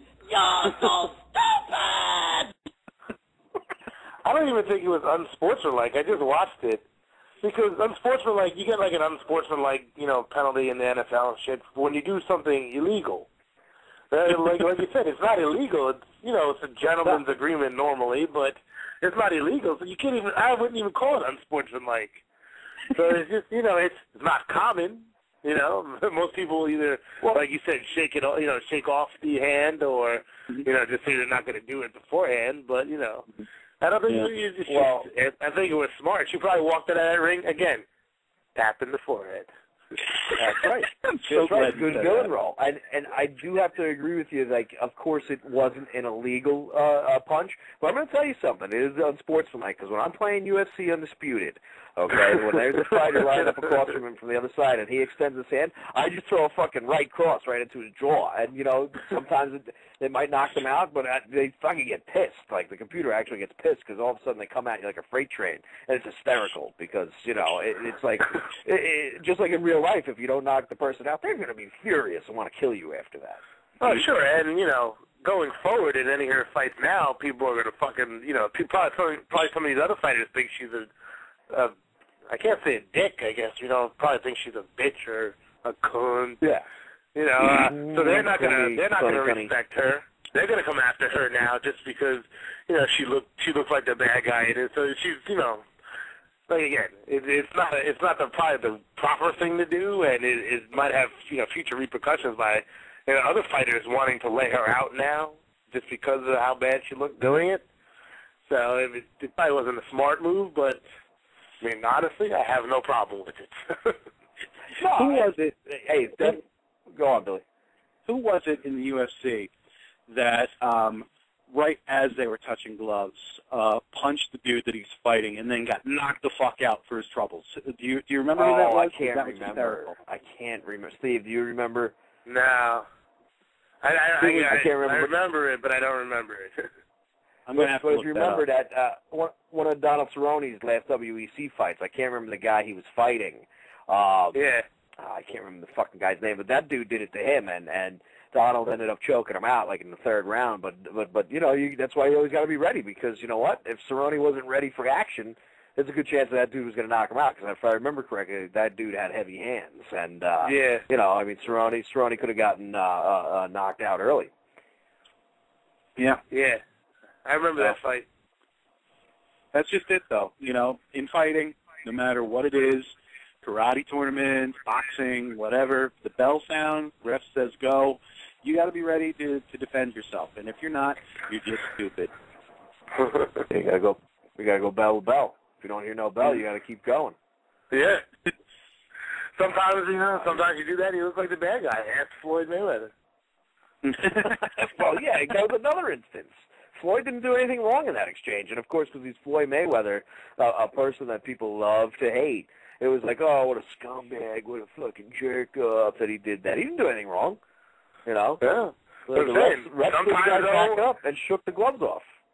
Sometimes, though, like I said, he didn't do anything wrong, and neither did she. But there's repercussions. Like after the fight, Larry Merchant tried to fight Floyd Mayweather. So, you got to be ready for fights after that, though, too. Floyd's lucky that Merchant, was able to be talked down because Floyd, I'm sure, would have been in a lot of trouble. Floyd Mayweather is lucky that he wasn't 30 or 40 years younger, like you said, because he would have given him a run for his money. Now, it's past his prime. But my question to Larry Merchant is, how old does he think he is to say like 20 or 30 years? How about fucking 50, dude? Okay, 50. How long ago did you have that basket in the death pool? Damn, I love you. You went there too. Yes, Billy, I do know. Boy, what a loser I am. Jesus Christ. How long ago was that I had him in that death pool? We're going on at least 10 years, maybe. Jesus. Yeah. You weren't even close. We were living at 190 at that point, man. So it was up on the fridge there. It seemed very plausible. Hastily written in a drunken haze. You guys didn't drink at 190, did you? Never. No. We had 3 garbage cans dedicated just to empties. I used to. If you remember, Billy, we had a short time where we used to go to the gym, and I used to polish off a 6-pack or sometimes an 8-pack before we go driving over to the gym. And of course, now I would fucking get up, literally, Steve. I get up from the machines, and obviously from sweating on them, but it would just smell like beer when I get up from the machine. That might have turned Giambi off. Beer. What was that? You smell like alcohol when our good buddy Chris Mack is in the gym and goes, "Whoa, whoa!" That man, Jack Daniels runs through his veins. So for him to be like, "Really, you're working out now?" is this doesn't seem like a good strategy. Remember that chick who used to wear the Giambi shirt? She probably smelled it on you. Yeah, well, she probably smelled it on me and probably, and rightfully so, avoided me. But if you remember, Billy, Mac was there, and of course I'm ripped. And if I remember correctly, I think Jay was there too, and we were all just kind of like having a powwow, talking to each other. And of course, me being drunk and not being able to figure out how audible I was, I had the great joke of going, "Hey, Giambi, want to sign my balls?" Yeah, was trying to work out on her stepper, and you can kind of see like the short glance over her shoulder. And me being drunk, I think I said it 2 or 3 more times, and then she just left. Just in case she didn't hear you. Yeah, you're not a creep. Oh, she heard me. Yeah, it was a great joke. Because I mean, I'm sure you guys are well aware, but in case the people at home aren't, Jason Giambi was a baseball player, so he handled our balls. She was wearing a Jason Giambi shirt. See, I'm breaking down the joke for you people, okay? So, obviously, it was... exactly, when you rip it apart and dissect it, it makes it all funnier. So, yeah, I guess you would call it an embarrassment. Everybody was mortified but me. I was rolling. I thought it was a great joke. Never saw her again after that. She clocked us because we were in usually around the same time every night, so she definitely clocked us and changed her routine because she didn't want to see me again. So, what can you do? What can you do? Oh, well. I never got my balls signed. Well, fellas. Sometimes you just have to throw it out there, because if it would have worked, it would have been great. Oh, yeah. Yeah, exactly. It would have been amazing, and I would have been like, wow, I can't believe this just worked.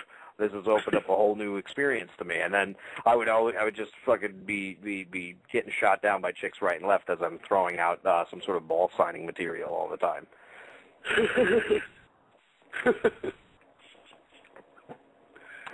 We got about 4 minutes. You guys got anything left, or what should we do? Not really. I mean, I guess I was thinking of bringing up how milquetoast Cruz really messed with Faber's head by picking his fighter and then saying, "So who do you guys want to fight?" And nobody stepped up to the plate. Totally.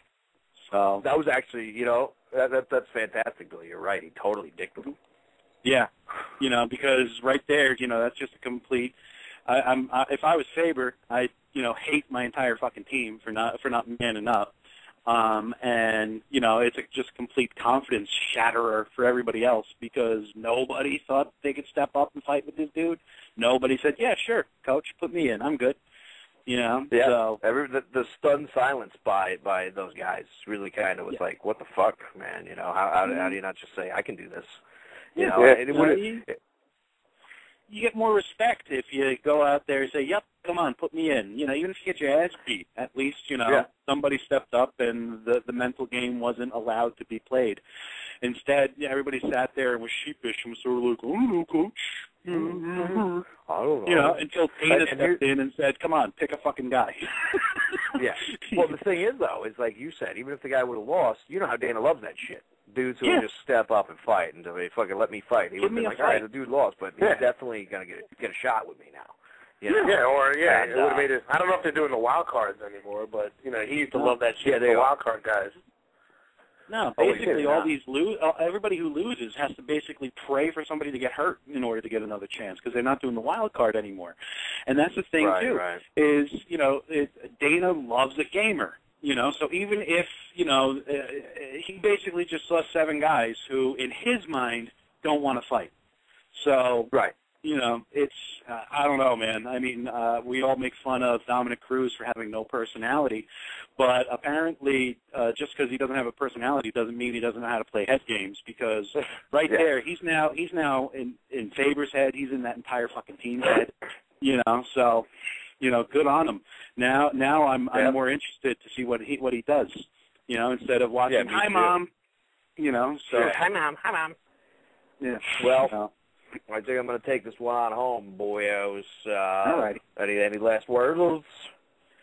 No. I guess check us out again next week. Maybe we'll be here. Maybe we won't. Maybe. We don't know yet, people. That's just how it goes, all right? So maybe the baseball show will figure it out.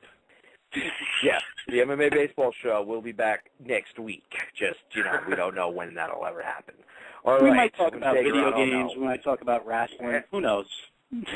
Yeah, exactly. Who gives a shit?